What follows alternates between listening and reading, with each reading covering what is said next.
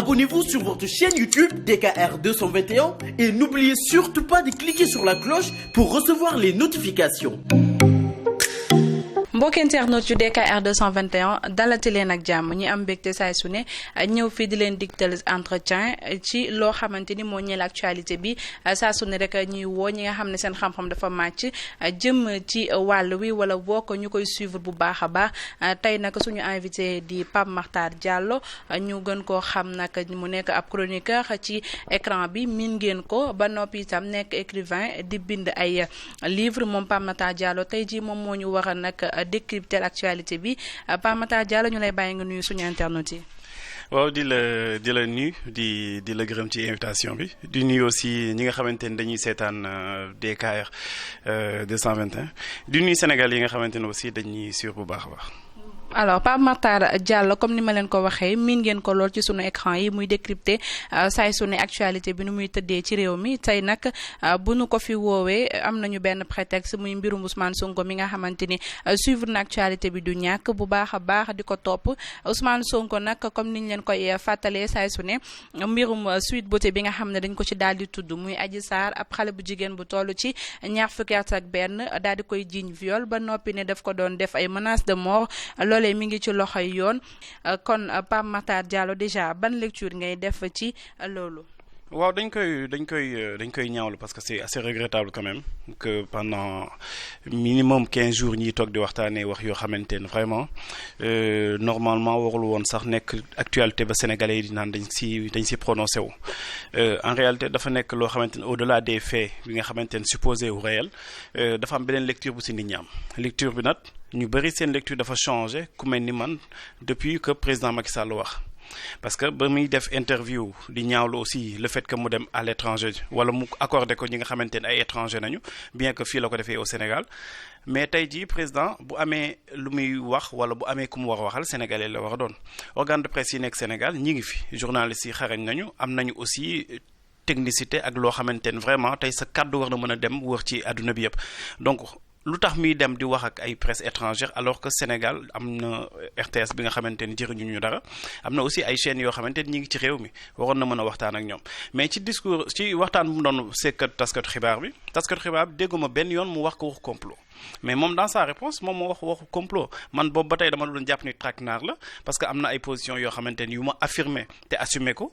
mais ba mu waxee ba wax waxu complot nan nañuy def ba dootuñu gëmati complot parce que ki nga xamante ne mooy njiitum réew mi kenn waxuloo ko waxu complot moom mi nga xamante ni yow lan ngay def ci waaj bi nga nit ibbiwuma cin bi ça veut dire dafay poser problème.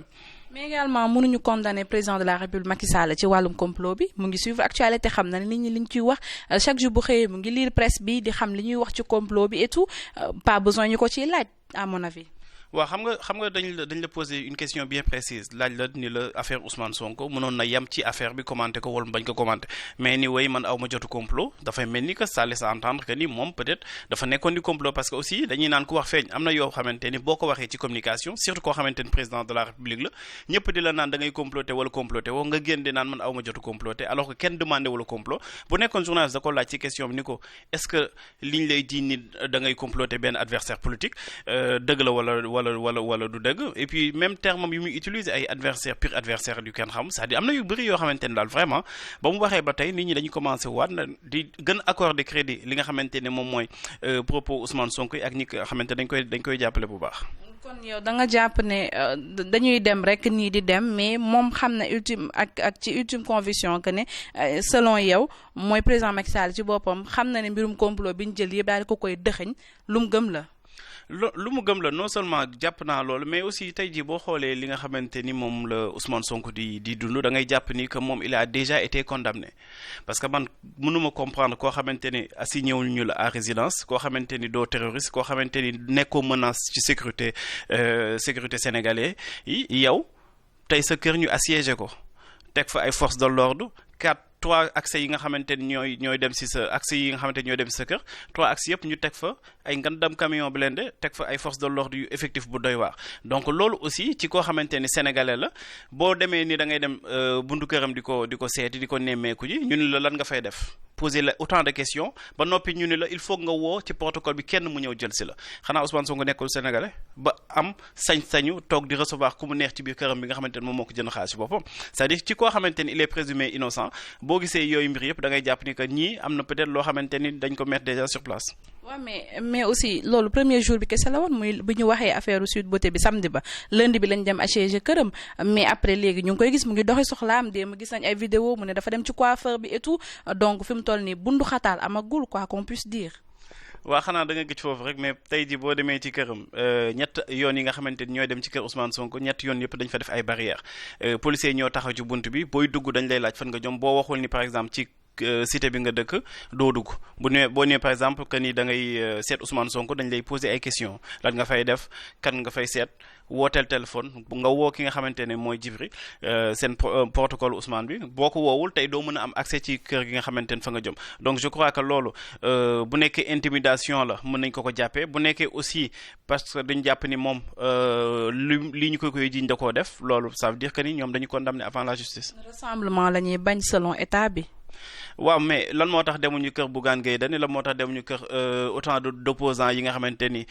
ñi ngi ci dëkk bi wala Ousmane Sonko moom dafa dëkk di rassembler ay nit ci buntu këram. ñu bañ a fàtte ni dafa am ci luñ ko tuumaal aussi ñu nekk ci procédure yi tax gis nañu itam moom conférence de presse bi nga xamante ni moom la daal di defoon ca njëlbeen di seetal deram aussi dafa woote ci benn résistance boo xam ne jeunes yi fu mu toll nii loolu moo leen gën a motiver ñu taxaw temm ne ñoom duñu nangu ku leen bundu xataal. waaw je crois que bu ñu defee la part des choses moom li mu waxoon ci bis boobu nit ñi demoon nañu wuyu ji ko te je crois que Macky Sall ba mu tiitee woon na askanam dem fekki ko luñ ko accepté Karim Wade ba muy taxaw di rassemblé wu ci buntu fi nga xamante ne mooy section ci buntu gendarmerie caserne Samba Diéry Diallo accepté ko Khalifa Sall waruñu ko mën a bañal ki nga xamante ne mooy Ousmane Sonko parce que nit ki aussi bu nekkee ci ay difficultés surtout bu nekkee homme politique la yoon la ñi nga xamante ne aussi ay militants am nañu wala ay sympathisants ñoom ñëw fekk ko mais je pense pas que ni tey ji loolu war a doon prétexte ba ñuy barricader këram di fa teg ay forces de l'ordre ci dëkk boo xamante ne da nga nekk ci insécurité di rappeler rek effectif sous-effectif yi nga xamante ne dañ koy dund parce que benn force de l'ordre war a gérer 3835 personnes ñooñu jël autant de personnes mobiliser leen ci benn kër goo xamante ni amul danger amul dara benn nit moo fa nekk loolu yaakaar naan dafay poser problème ci dëkk bii ñu nekk. bu ñu ñëwee ci fee yi mbirum viol lañ koy taqal mu nekk quoi qu'on puisse dire moom Ousmane Sonko benn personnalité publique la boo xamante ni bu aspirer à ce que ñu votel ko mu daal di jiite réew mi ci fee yi buñ ci ñëwee tey jii nii tout le temps dañuy victimiser Ousmane Sonko di ko victimiser mais Adji Sarr dans tout ça moom aussi citoyenne la bu ne dañ ko daal di violer moom aussi war nañ ko daal di nangul benn crédibilité bi lan mooy sa xalaat ci mbir mi gëm nga ne lu am la viol la wala. non man il ne m'appartient pas à ce que may condamner wala may innocenter qui que ce soit du man maay disculper du man maay inculper loolu yaakaar naa ne rôle magistrat la juge d'instructeur moom moo koy def. mais boo gisee tournure bi mbir mi jël yow yaa ngi wax sànq mbirum complot ñu ngi naan dañ ko comploter ñi naan mbirum politique la boo gisee mbir mi tournure bi mu jël yow am nga loo xalaat ci mbir mi gëm nga ko wala gëmoo ko wala yaakaar nga ne Ousmane Sonko war na mën a violer ou pas. non Ousmane Sonko war na mën a violer du ma ko wax parce que Ousmane Sonko nu ma ko xamee du nit koo xamante ne ku violent la bay violer qui que ce soit et puis yaakaar naa ne lu nit booy wuti ji lenn di ko dem di ko xëccoo ba di violer nit day fekk mu tëla yaakaar naa ne bu nekkoon jigéen kese Ousmane Sonko vraiment xale yi jigéen ñi bëgg nañ ko jantal la bëgguma sax dugg ci considération yi. parce que du raison gis nañ fi ku am. dafa nekk raison pour mu violer woon mais dama ni xam nga parfois nit ki bu demee bay dund benn situation boo demee bay sàcc c'est parce que daf la të mais koo xamante ne vraiment am nga une certaine notoriété publique am nga aussi benn kii bi je pense pas que nga war a nekk ci yooyu bu si nekkee loolu feebar la wute na ak nit ki nga xamante ne dafa nekk ak sagom mais je pense pas que Ousmane mi ma xam mu sañ je crois même pas que mu nekk ci loolu maintenant au-delà de loolu xam nga tey bu nit ñi di poser wu ay questions c'est parce que aussi bu ñu la nuyee par exemple ñan ñooy assurer défense wu la plaignante bien que aussi moom elle est présumée mën nañ ko nangul ni que li muy wax ni voilà présumé victime la ci mbir mi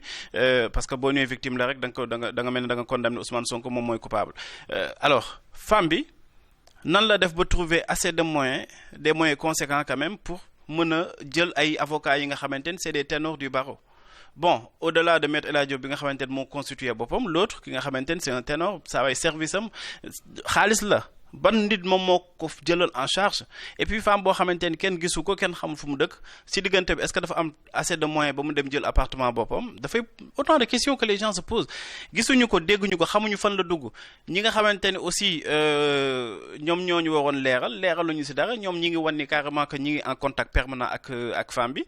loolu daal day gën a teexal yi day tax ba nit ñi di gën a gëm teesu complot et puis dëkk bi nga nekk aussi dañuy fàttali ni ku am ay ambition saa waay daañu la taxal buñ la taxalu ci xaalis taxal la si jigéen Bougane Gueye Dany ba mu jógee ni dafay def candidature dañu xëy suba ni daa biiral donc buñ la jiiñu ay affaire sexualité wax tudd la sexualité ñu tudd la xaalis donc dëkk bi aussi bu nit ñi amee yenn problème autant dire que ni dañ ko yàgg di dund ci scène politique bi gisoon nañu fi affaire Jombaas ak yeneen mais dafa ñaaw daal parce que ni ñuy defee politique léegi bëgg na doon mbir yu salte. d'accord dañ ko tuumaal complot la ak lu mu ci mën ci doon nee ñu mbirum politique la faaw ñu wut loo xam ne dañ la ciy taqal mais Ousmane Sonko quand même moom li nekkul première fois ñu koy tudd ci ay mbir c'est la première fois ñu tudd ko ci mbirum viol mais nekkul une première fois ñu di ko tuumaal ci dara ne woon nañ ay financement Pastef wa ay Russes ñoo nekk ci ginnaaw boole woon nañ ko ci membre yu MFDC yi loolu waroon na mën tax mu xëy na di bàyyi xel ba du fa dem foofu ci boppam ñu bëri dañ ne condamné wuñu sax viol bi wala même buñ ko gëmul warul woon dem foofu. waaw loolu vraiment man mi bokk naa si ñu koy wax te wax naa ko ba mu jàkkaarloo mais c'est-à-dire am na foo xamante ni yooyu dañ koy dépassé waroon na dem wala war a foon dem dépassé nañ loolu parce que dem na ba pare léegi maintenant li nga xamante ne nañu war a xool mooy ñun seetuñu un saint président de la République du Sénégal bi njëkk doon président du jullit Léopold Sédar Senghor du jullit donc ñun seetuñu koo xamante ni dafa pieux seetuñu koo xamante ni dafa am moral parce que yaakaar naa bu nekkoon moral ak piété nañuy xoolee di tabb ki nga xamante ni mooy njiitum réew ñii fi doon président duñu fi doon président kon ci xalif généraux yi nañuy wëlbatiku ak si ñi nga xamante ni ay érudits nañu nekk ci dëkk bi donc je pense que ni ñi nga xamante ni dañuy aspirer di def politique ñoom ñoo war a aussi di gën a fàttali nit ñi ñoom ay êtres humains nañu. mais nag Pape Matar duñ jël suñu réew mi nag di ko jox koo xam ne dañ lay tudd ci mbirum mërs quand même mërs. waaw mais xam nga tudd la ak nga def. du njaaj du deniers publics du dara mais wàllu mërs quand même dafa doon lu diis aussi. d'accord mais xam nga dañ la ci tudd rek nit moom mën nañ la tudd ci lu ne mais comme fekk ñu la ci wala ñu jàpp la ci mœurs loolu du problème bu nekkoon dañ ko jàpp ci mœurs wala dafa nekk koo xamante ni ñëpp am na ñoo xamante ni boo tuddee seen tur xale yi jigéen yow leenam sax xam nga si ay ministres yoo xamante ni yor nga seen numéro dañu lay courir après donc xale yi jigéen ñi nga xamante ni ñoo ne ci dëkk bi am na yenn tur yoo xamante ni boo waxee ñun la kii moom amul fula amul fayda génneel ay message am donc Ousmane bokkul ci catégorie boobu am na ñoo xamante ni tey amuñu benn dignité amuñu benn honneur te pourtant ñi ngi nekk di occuper ay fonctions di def lu nekk am na ñoo xam bon xam-xam nañ est-ce que léegi dañuy jël parce que kooku dafa nekk tributaire de ses erreurs ñu teg ko de côté parce que amul une certaine probabilité morale non je pense pas yaakaar naa xarañteem ak xam-xamam war na tax ba ñu mën a fàtte le côté bi nga xamante ni intéressé wuñu mooy sexualité ak yeneen mais ñu jël li nga xamante ni war nañ ko mën a jëriñoo ci moom mi xam-xamam parce que yaakaaruma ni koo xamante ni defagul dara nga jël police teg ko fa mel ni da nga koy naan boo naree génn ci dëkk bi dam lay empêcher loolu dafa mel ni da nga jël condamnation nga teg ko ci kawam Assemblée nationale nag man jàpp naa ni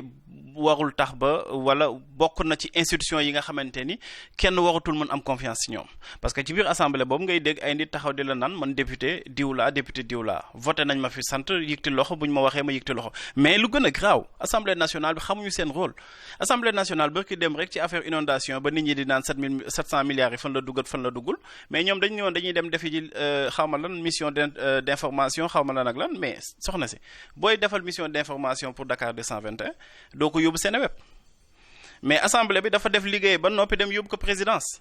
c'est-à-dire même séparation des pouvoirs yi ñuy wax nii donc assemblée bi nga xamante dafa nekk en violation dëkkee si wala président bi dëkkee di ajariser seen règlement intérieur assemblée boobu mënuñu xaar dara ci moom donc Ousmane ak ñi nga xamante ne dañ koy soutenir ñoom ñoo yee bañ a jox benn crédit ñi nga xamante ne aussi ay député nañ ku mel ni Ngirassi ñoom Bamba Dièye ñooñu ay intellectuel nañu en face ay saagakat ak ay yuuxukat ñoom mënoo taxaw di waxtaan ak ñoom et puis am na ñoo xamante ne vraiment il faut que ñu noppi quoi damay dégg ay yenn députés yi taxaw di xas Ousmane Sonko alors que seen vécu quotidien ñun ñu ngi koy yor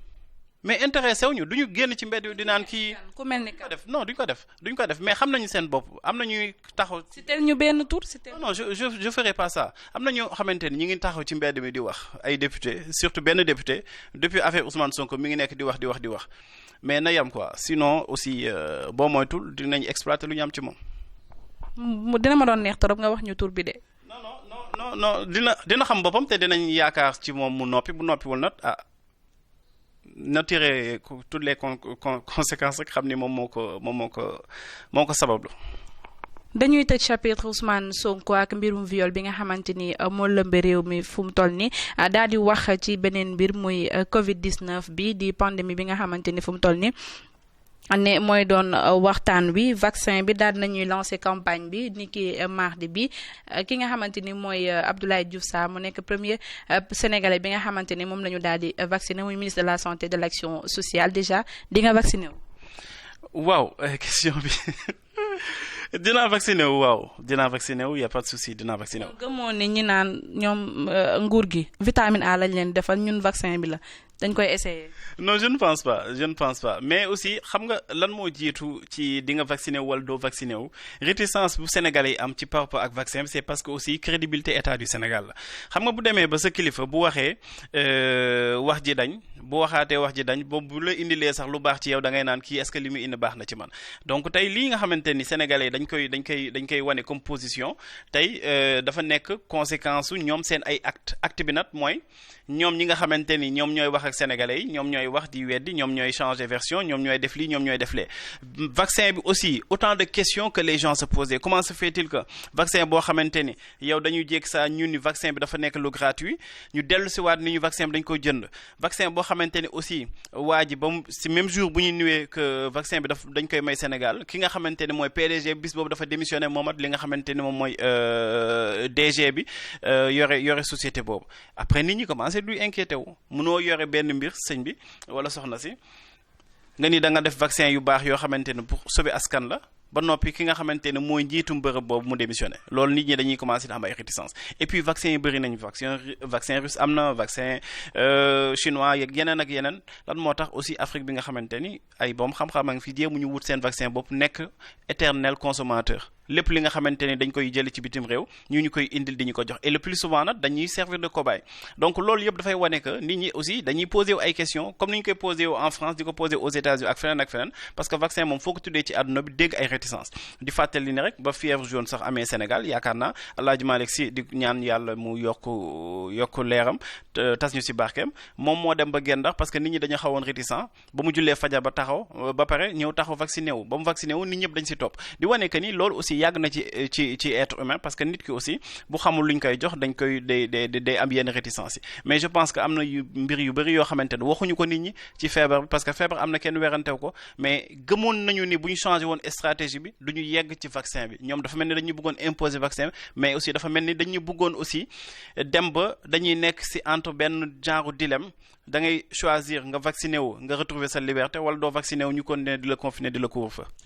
réticence boobu nga wax ci sénégalais yi ñu bëri gëmuñu woon ne vaccin bi parewuñu woon pour dem def ji ko waaye xëy na stratégie de communication bi nga xamante ni moom la état bi teg fu mu toll ni am na benn fu mu baaxee parce que gis nañu ñu jiital ci seen communication association imam et ouléma yi ñoom ñu ñëw teg sax ay xadis ba di ñu wax li ci diine daal di wax ci wàllu mbas ak nu ñu war a def ba fàggandiku ko gis nañu itam ci jàngu bi itam seen njiit ñëw na teew démb ci lancement campagne bi gis ñu itam ki nga xamante mooy El Hadj Mansour Mbaye moom itam mu daal di ñëw vacciné wu loolu yëpp kon da nga jàpp ne ay kii la rek lu ñu teg la rek ñoom ngir seen kom. waaw non ñoom seen stratégie de communication payewul je pense pas que ni moom moo tax ba Sénégalais changé c'est-à-dire dañu dem ba dañu am Sénégalais à l'usure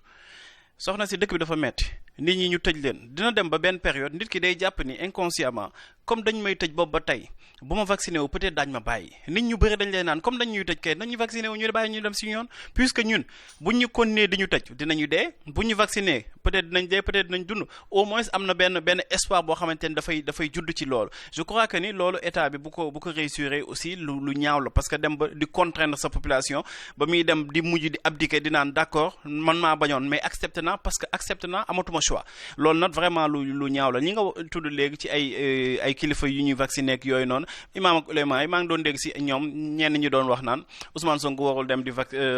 jigéen di ko maase waaye léegi jigéen du la maase jigéen di la piqûre il faut qu'ils arrêtent quoi. di la piqûre te soluñu sax gant. alors dafa am yu bëri daal vraiment maa leen dégg ñu naan way gel hydroalcoolique bi ngi fi seen wet ak yu kenn xam ñun xam nañ lu xew ci centre de santé yi dañuy dugg ci centre de santé yi dañuy dugg ci centre hospitalier xam nañ réalité bu fa nekk parce que amul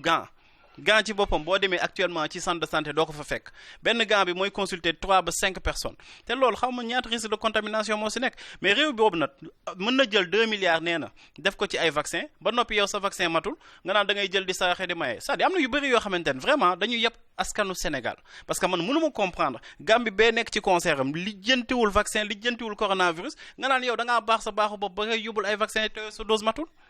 ñu tamit li xew ci biirum diplomatie aussi si seen diggante réew yi. non seen diggante réew dara xewul parce que gis nga Gambie dafa yore signature comme nu état du Sénégal yore signature mun na yore souveraineté am yore ay partenaires am yore ay dëkk yoo xamante ne war nañ ko mën a jàppale parce que ñoom ay partenaires naturels nañu si ñoom de même que Guinée-Bissau donc Sénégal nu mu mën a góorgóorloo ba lijjanti 2 milliards pour ay vaccin yoo xamante ne boo xoolee 200 000 doses yi ñuy wax nii mooy peut-être population Colobane Fass Gueule Tapée matul sax département de Dakar yow sa 200 000 doses yi matul déjà benn problème taxaw na nga ni da ngay jël di maye ñooy may. yow alalu askan bi sénégalais dañuy jël sama impôt sa impôt ak xaalis bi nga xamante ne dañ koy jël ci yeneen ak yeneen ci ay sénégalais jël ko di ko jox ay Gambie ak ay Bissau Guinée loolu je pense pas que ni loolu moo war a doon tey rôle président de la République bu baaxee te defoon na ko bii mooy la deuxième fois jëloon na fi 3 ambulances médicalisées jox ko Guinée Bissau et au même moment ay nit ñooy dee ci ay charrette parce que amuñu ambulance bu leen mën a transporter ambulance simple laa wax waxuma la ambulance médicalisée bi nga xamante ne tey jii ci biir ambulance bi dañ fay faj dañ si def ay opération chirurgicale yow nga jël loolu di ko mayee ci bitim rek alors que yow sa dara matul wolof daal day ni kii wodd matul waroo tal li naan da ngay booti gam. ah woddam est-ce que matul ndax tuddee nañ ko benn avenue foofu de Guinée-Bissau ndax mbaax yooyu. waaw mais xam nga loolu la en fait parce que boo demee Guinée-Bissau wala nga dem Gambie dañ lay naan amuñu président ay booyu Macky Sall nañ yor moom nag dafay continuer peut-être di entretenir cette confusion mais na xam ni daal du lii moom moo ko fi tax moo tax ñu fal ko te sénégalais yi ko jël carte jox ko te bu may dégg sax ay bienfaiteur rek di jéem a jaay baax boo xamante ne du sa alal. soxna si lii yomb na jël alalu jàmbur comme tey jii nga jël sa jànk bi nga jox sa dépense nga ni ko 3000 francs yi ngi nii fexeel ba toggal ma sama añ ak yooyu moom mu jël 3000 francs yi xool voisin nii da koy jox 1000 francs sa jànk boobu est-ce que yabu la donc c'est la même chose suñu alal ñun sénégalais yi ci ñun sénégalais yi la war a jiitu balaa muy dem ci keneen mënoon na nekk ci dëkk boo xamante ni sëñ bi nit ñi dañuy dee parce que lekkuñu nit ñi dañuy dee parce que feebar faju problème la fi amul sax classe yu mën a jàng c'est-à-dire problème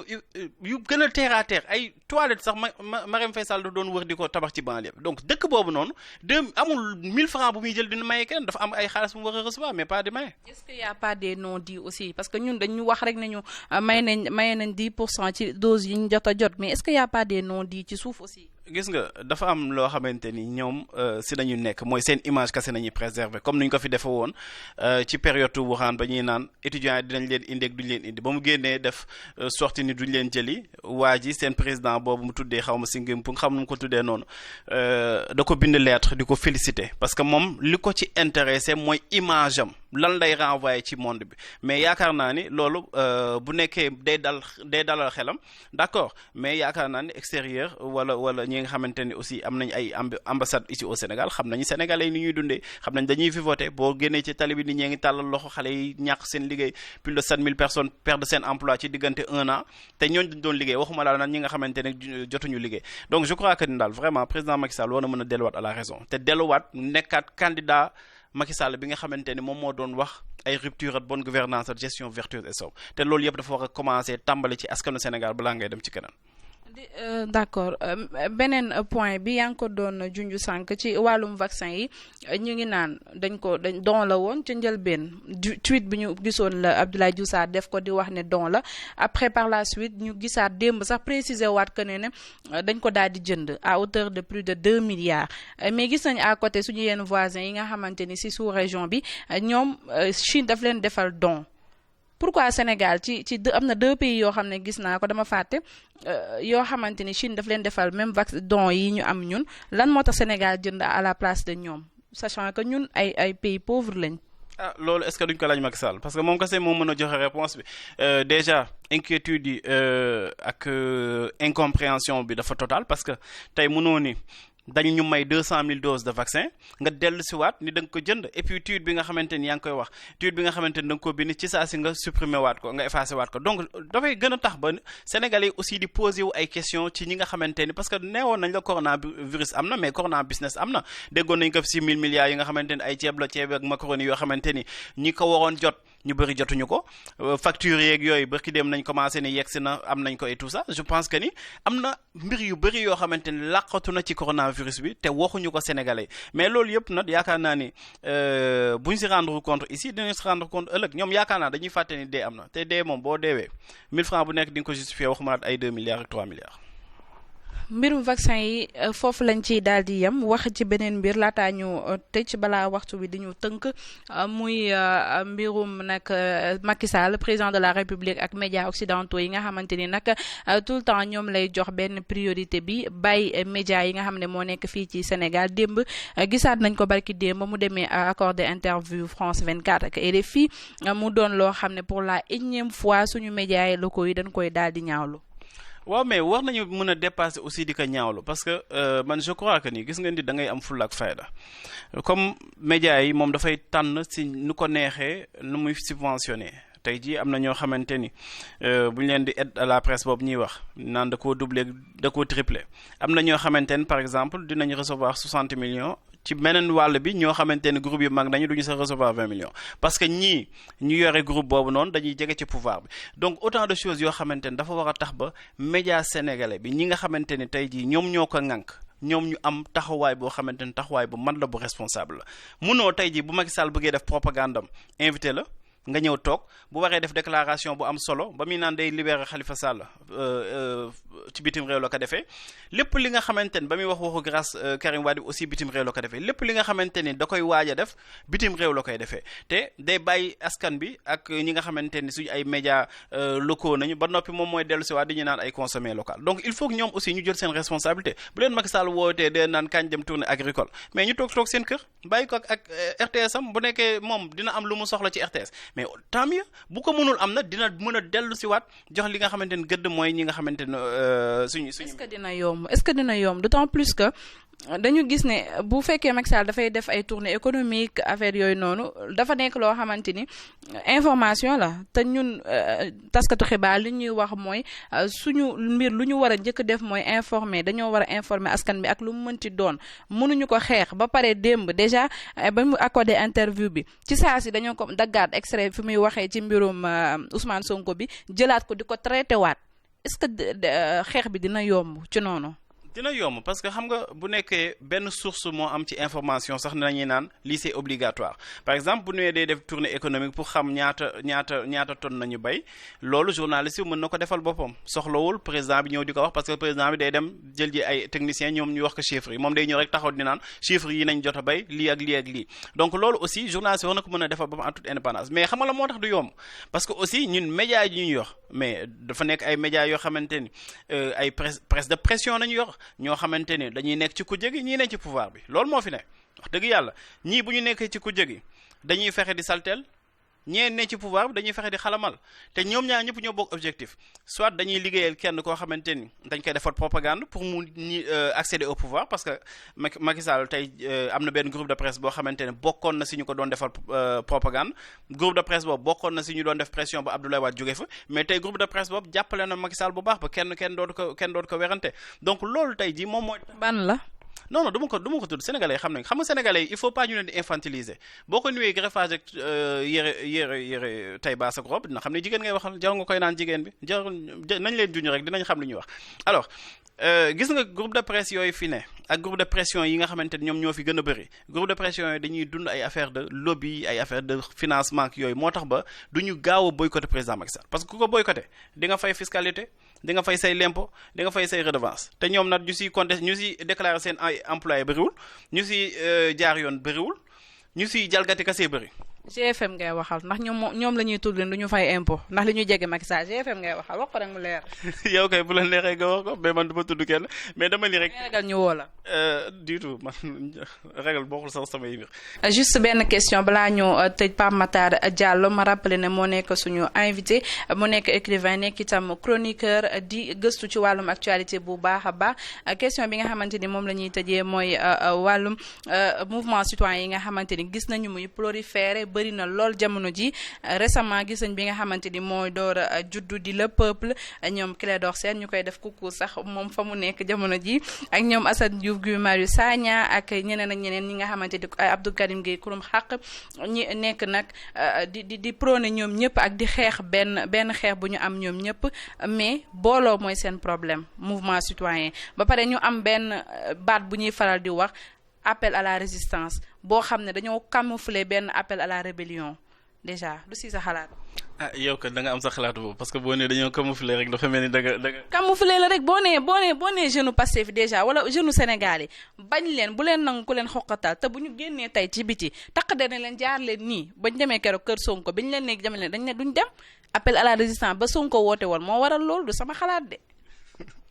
Encore une fois sa xalaat la ak sa interprétation des choses alors je crois que loolu aussi waruñu ko mën a reprocher ñi nga xamante ne ay société civile nañu parce que gis nga ñi nga wax noonu ñëpp waroon nañu mën a nekk ci leneen tey bu ñu tànnoon li nga xamante mooy facilité yaakaar naa ni kenn du toog du tudd seen i tur du ñu tudd seen arrestation du ñu tudd seen condamnation ku mel ni Guy Marius Sagna Abdou Karim Gueye Clédor Sène ñoom lu ñu leen mën a reprocher mooy bëgg seen dëkk parce que bëgg sa dëkk tey jii nag moo tax ba ñoom ñuy gis ay situation taxaw di wax bañ leen yaakaar naa ni loolu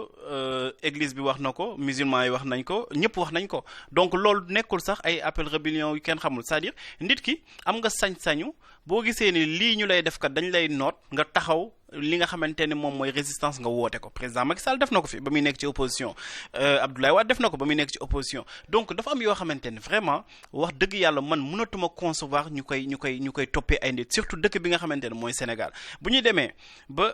ay ñi nga xamante ne ay nit nañu ay sénégalais musuñu leen convoqué ñu daw ñu leen di dem di jëli ji seen kër alors que simple convocation mënoon na leen déplacer jëlee leen seen kër dem ci commissariat bu ñu demee ba ay professeurs yuy nekk di jàngal seen ay élèves ñu fekk leen manu militaire yi jël leen ci kalamu élèves yi takkal ko mënat yóbbu ban image dañuy renvoyer xale bi nga xamante ne dafa nekk ci classe bi ci Sénégal bi nga xamante ne dafay taxaw di naan au nom de la liberté et de la dignité humaine nit ki am na sañ-sañu taxaw saaga ki nga xamante ne mooy suñu prophète sallallahu alayhi wa sallam Macky Sall di fàttaliku ni moom moo demoon taxaw ci Charlie Hebdo di naan ñoom am nañu sañ-sañ parce que au nom de la liberté et de la dignité humaine waaw d'accord comme ñoom am nañu sañ-sañ wax lu leen neex ñun amuñu sañ-sañ wax suñu xalaat. sauf que Pape Matar mënuñu comparer